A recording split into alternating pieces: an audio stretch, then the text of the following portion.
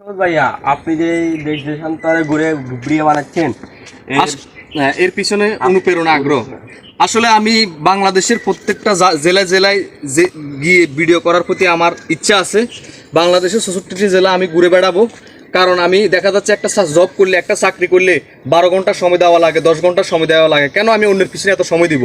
আমি নিজের অভিজ্ঞতা দিয়ে, নিজের প্রতিভা কাজে লাগিয়ে দেশের জন্য, দেশের মানুষের জন্য আমি কিছু করতে চেষ্টা করতেছি। আর ফেসবুকে কাজ করলে এখান থেকে ভালো আর্নিং করা যায়, ভালোভাবে জীবনযাপন করা যায়, সৎভাবে থাকা যায়, আর দেশকে নিয়ে ভাবা যায়। আমি কত আর পর চাকরি করব, কত আর পর অধীনে আমি থাকবো? নিজে নিজে বয়সটা তো কমও না, নিজে কিছু করতে হবে, নিজের প্রতিভা কাজে লাগাতে হবে।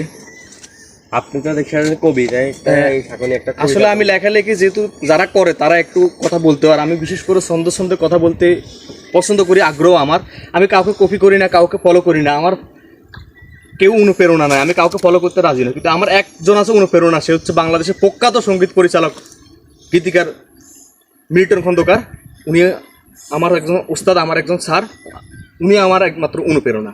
আর যেহেতু আমরা দুটা লাইন কবিতার কথা বলতেছেন, কবিতাটা হচ্ছে যে, বন্ধু তুমি পৃথিবীতে অনেক সুখে থাকো, আমায় ভুলে নতুন করে স্বপ্ন বুকে আঁকো, তোমার আশায় আর কখনো বসে থাকবো না বাঁশের সাঁকো, তবে কেন আমায় তুমি আবার পিছু ডাকো।